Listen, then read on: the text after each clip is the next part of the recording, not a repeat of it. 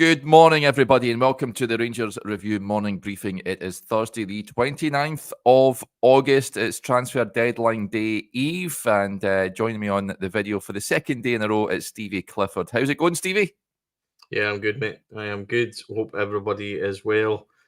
Yeah, unlike Christmas Eve, it's not quite get the same ring of excitement, is it? So, Well, I don't know how many presents we're going to get tomorrow, put it that way. well, I'm hoping for one or two, but it's hope more than anything else, Derek. Yeah. As somebody said to me on social media yesterday, it's a hope that kills you. So we'll see. Yeah, we will see indeed. Plenty to discuss transfer-wise, as you will expect, folks. So without much further ado, we'll get stuck right in. And the big news, you can see the title of this video, a report that emerged yesterday that Rangers are chasing the Albanian midfielder Nedim Bajrami. He currently plays for Sassuolo. They're currently in Serie B. They got relegated, having moved from Empoli last year. He was part of the Albanian squad, if you remember, at the Euros in the summer. He scored the tournament's fastest ever goal after just 23 seconds in their 2-1 defeat to Italy. Now, we believe that talks are ongoing with Bajrami. There is interest in the Albanian player. Rangers keen on bringing him to Ibrox. Whether a deal can get done remains to be seen. It's believed the deal would be an initial loan, including an option to buy next summer. So that is the state of play with regards to that. Apart from watching him a wee bit at the Euros, Stevie, I don't know too much about him, I've got to admit, but could he be the number 10 answer we were sort of having a chat about yesterday, do you reckon? Well, Derek, he is a football manager legend.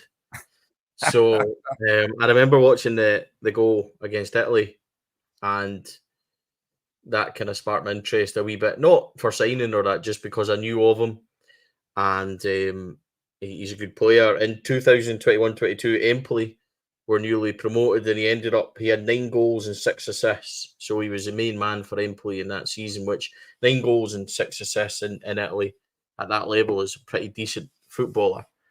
So I would be intrigued to see how this one would come, or this one would look at Rangers and how we would look, and if we were able to get him, then I would be pretty happy about that one, Derek. So yeah, if we can get this one over the line, I'm intrigued to see if we can get that Empoli form back, and I'd be quite happy about this one. I think it's got potential to be a good deal, Derek, without knowing overly why he's kind of dipped a wee bit the last couple of seasons. So obviously Sassuolo had a pretty decent, disappointing season last year, getting relegated and stuff. So I would this is one, it piques my interest. That's the best way to describe it. I'm looking to see. I can't sit here and say that he's going to be, he's been in fantastic form and everything else, but he certainly showed us enough at the Euros to think that this guy could get decent numbers and things for us if he was the option. So I think it might depend on Cantwell completing his move and Scott Wright maybe moving on also. If you can get that sort of thing done, then I reckon that we could see a wee bit of movement, hopefully. Yep, certainly a name that came from left field, I've got to say, but certainly someone that would tick a lot of boxes. But again, not getting overly excited about this until we see him with the scarf held aloft.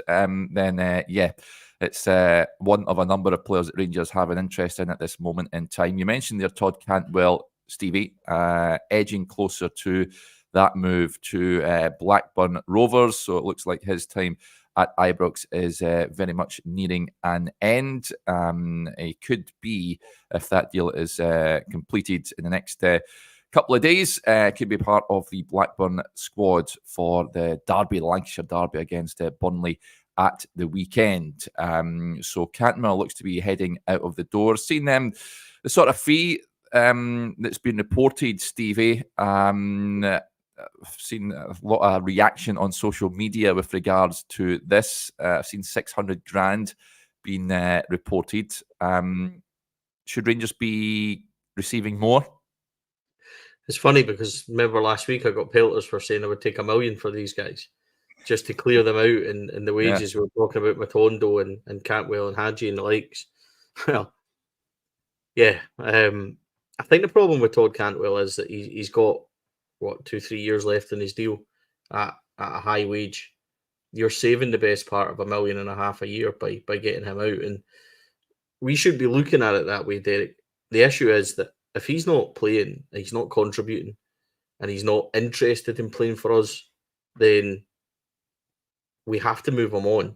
And if 600,000 is his market value because of all the baggage and everything else that comes with him, or the perceived baggage, because let's face it, he does have a reputation, rightly or wrongly. Yep. So with all that said, Derek, if we're saving that money, saving his wages, and you're able to then bring in somebody that can contribute, like Bajrami, for example, if that was to happen, then 600 grand is better in our pocket than it is a guy sitting in the B team, not playing, not wanting to play for the B team, not contributing to us, and still getting a hefty wage. So 600 grand it might be, Derek, but for everything else involved in it, I think it's a pretty decent deal. Would you want more? Would you want 3-4 million? Of course you would.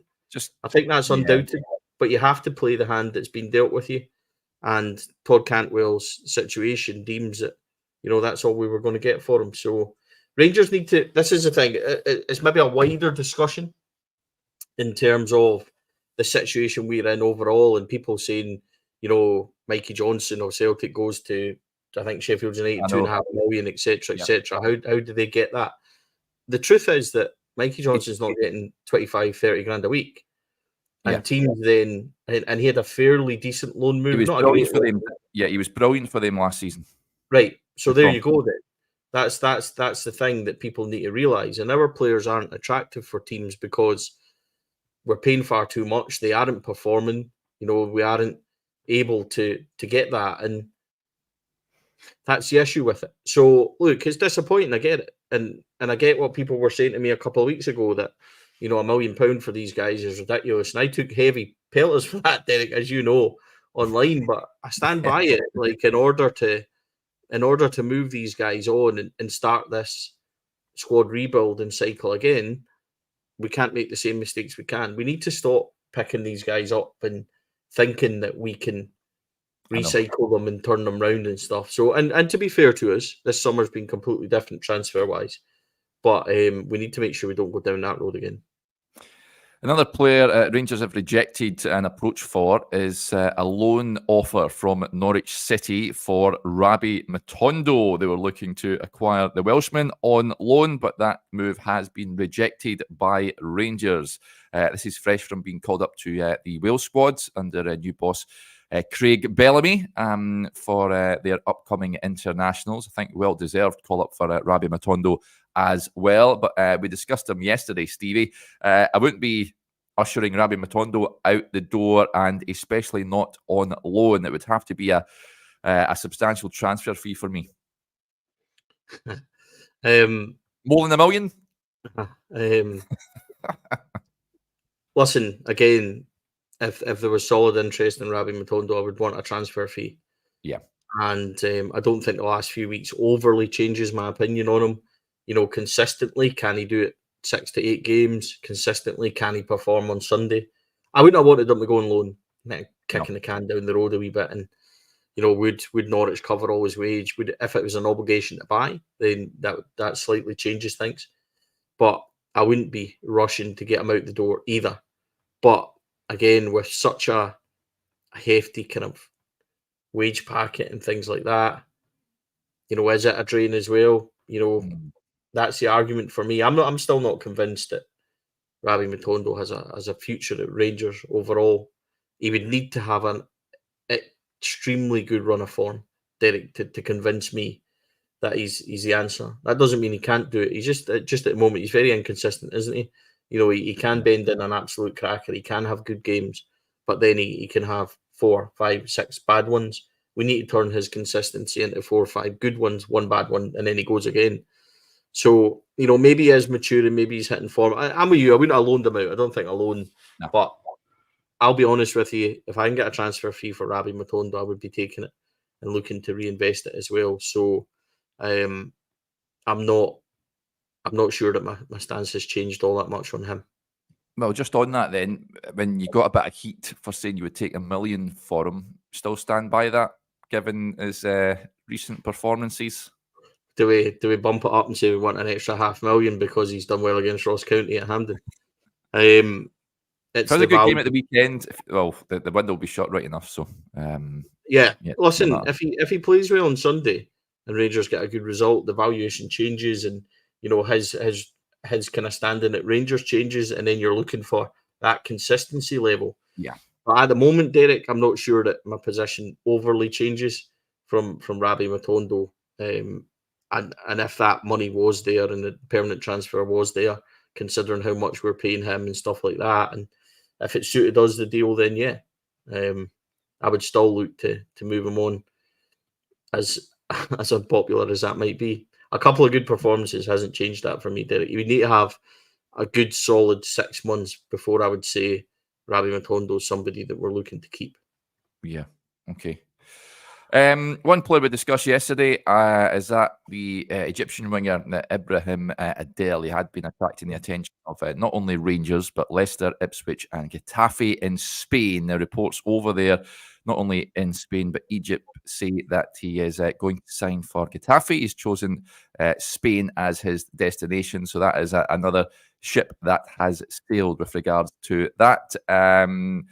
Another left winger that bites the dust, Stevie. I wonder if Rangers will manage to bring someone in that position. We know that there have been a number of players linked now, but Adele is another one that it looks like we're not going to be seeing at Ibrox anytime soon. Yeah. Listen, what do you say? I was going to make some jokes about Adele in 21 and 19 and all that. Don't go there. Don't go after yesterday, people might get upset with me even more. If he doesn't want to come, then, and I don't know why, given the summer we're currently having, he would rather go to Spain. Like, I've got to be honest with you. Why would you not want to come to this tropical climate that is Glasgow? So, it's up to him, isn't it? It's the right market for us to be in. It's the right profile, and I'm glad we're kind of looking. If there is interest at the moment, it's just speculation. We know the amount of agents that are chucking our name into everything, Derek. So, but it was certainly one that piqued my interest, that's for sure. And he had all the right kind of attributes and things that you wanted. But it was interesting that the Norwich loan offer got rejected for Matondo. Is that tied into maybe him choosing to go elsewhere? Were we really interested in him? Are we just keeping Matondo because the manager really wants Rabbi Matondo? These are all questions I think that arises from it. But as this window comes to close, Derek, and we're sitting majorly squeaky bum time, I think, for a lot of us, really wanting signings in, I genuinely think that perhaps the need in other positions is greater than, does the manager think Cortez and Matondo and Jeffy on the left-hand side, because Jeffy can come up and play left wing, can't he? So does he think that's enough options for 6 months, at least until January, so he can he probably look at it again in January time?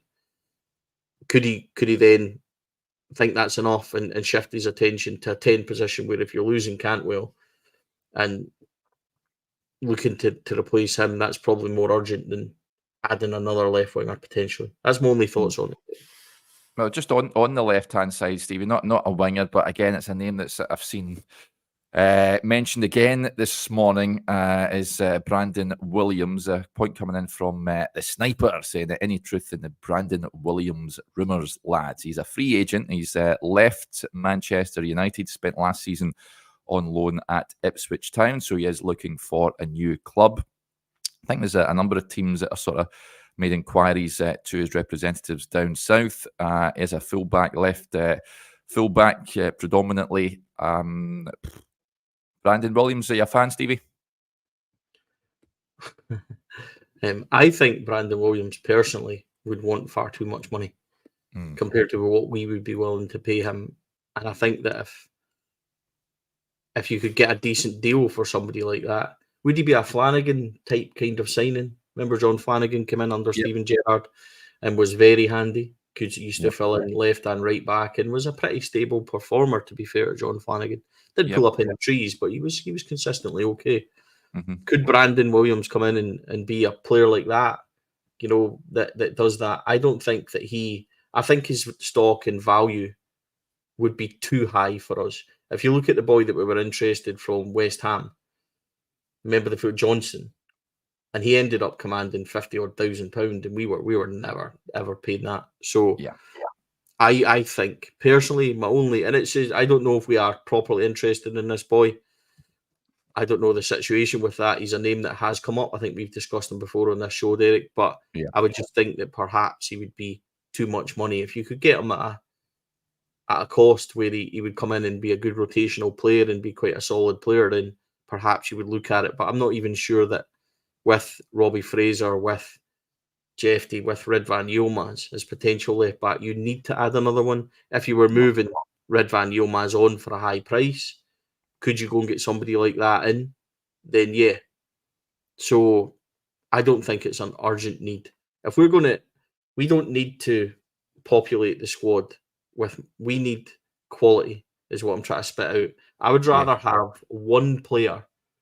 I know Clement's talked about it. Maybe we should talk a wee bit about what Clement said, but I know he said about more incomings and outgoings and stuff. See if Cantwell, Wright, Ben Davies is obviously gone. See if we get 3 or 4 out the door. Say somebody else leaves on loan or whatever, or say it's just the 3 of them, and we're all expecting 4 or 5 in because of what the manager said. I would rather have one guy, Derek, and this is just my outlook on it.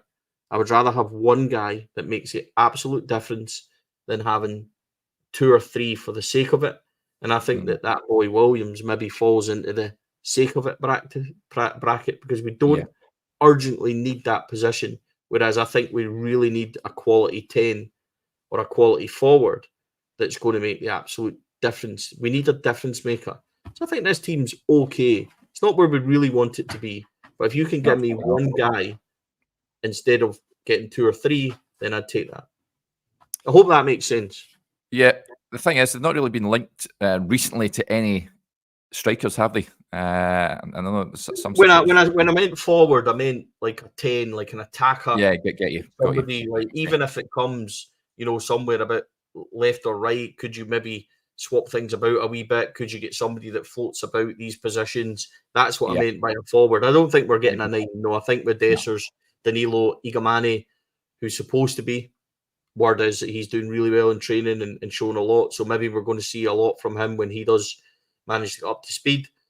That's one that we should maybe keep on the kind of radar. Maybe he's going to come in and make an impact. Maybe the manager knows about that. But a forward type 10, Derek, is the one that I think can make the real difference. And if I was allowed anybody in the next 36 hours or whatever it is, I would want that one guy that makes a difference. I know it's not easy. I know these guys are really difficult to find. I know they're really difficult to finance.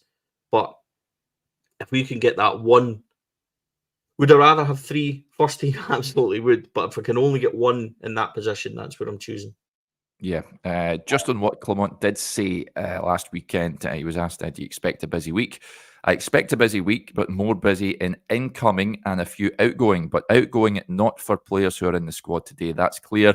More outgoing for players who are not in the squad. So he was expecting more incoming. So time is very much ticking on that one. There's no doubt about it. One player I think we discussed the other day is Stanley Nsoki. Jordan with the point. Chances of Stanley Nsoki signing. This is the Hoffenheim defender that worked with Clement at Club Brugge back in the past.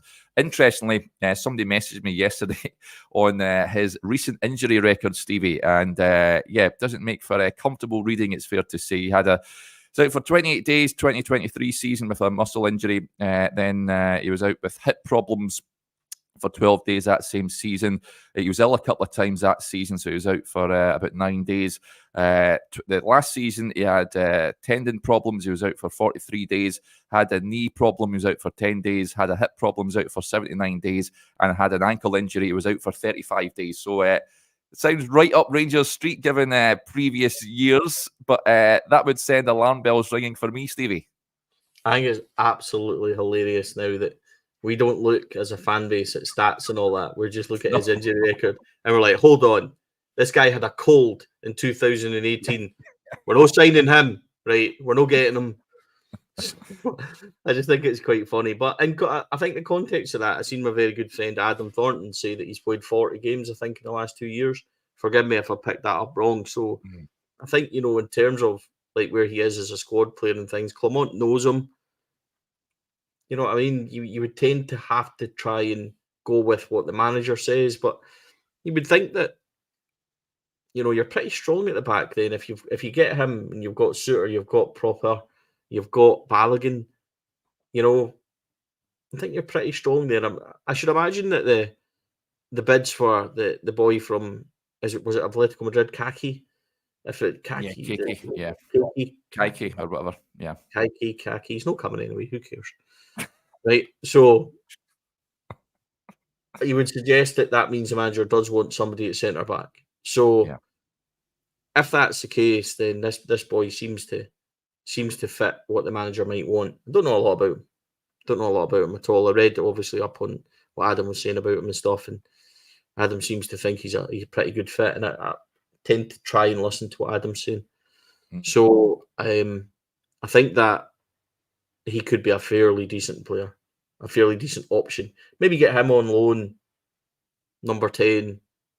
It's okay, isn't it? So we'll see how we get on, Derek. I think that's the one to look. I would think that I've got to be honest.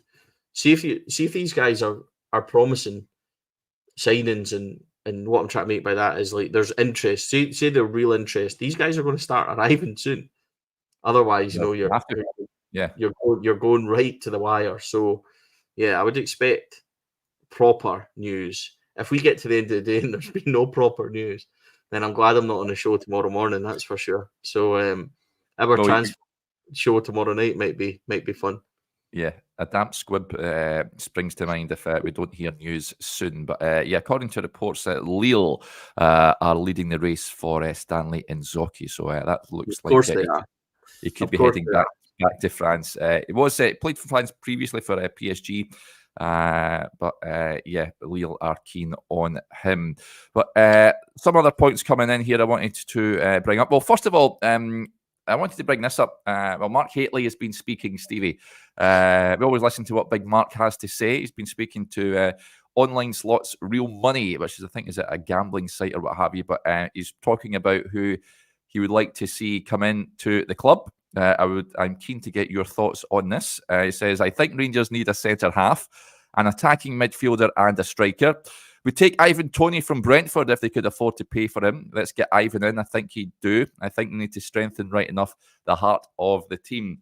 I think I speak for everyone in saying if we could get bigger Ivan Toney in, then that's a no-brainer. Won't happen, though. Rangers don't shop in those markets anymore, unfortunately. But centre-half, attacking midfielder and a striker, I think that is positions that we'd like to see strengthened in. But what do you make of what Mark had to say there?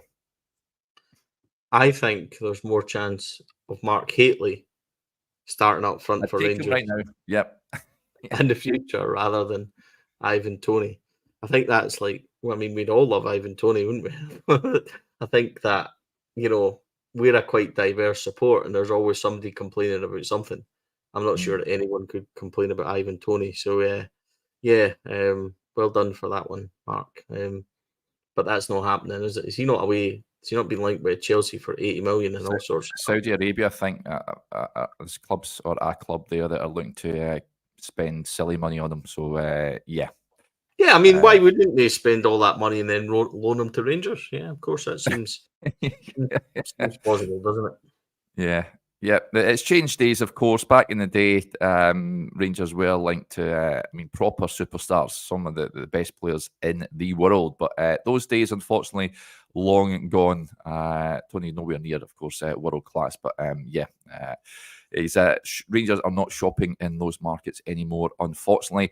Let's move on to a point that sort of flashed up on the side of my screen, Stephen. We touched on it there about no strikers really being linked lately, and that is due to, I think, largely the form of Cyril Dessers. Yukani Day that gets in touch. He says, got to say, I really think Dessers is coming on nicely so far this season.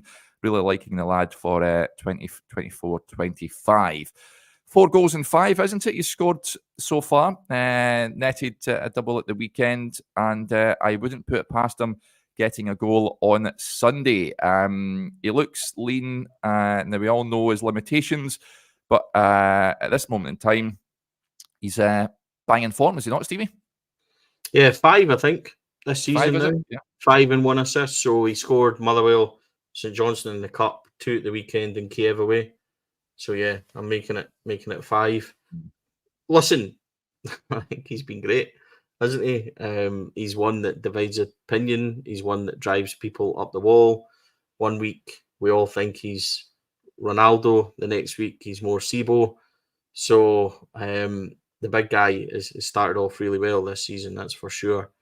And I hope that he has his moment. See if he has his moment on Sunday, Derek. If he has his moment on Sunday, all these discussions about Cyril Dessers are out the window, aren't they? Because that's you. You're now, you've went from wondering what he's going to do to being sure that he is now capable of doing that.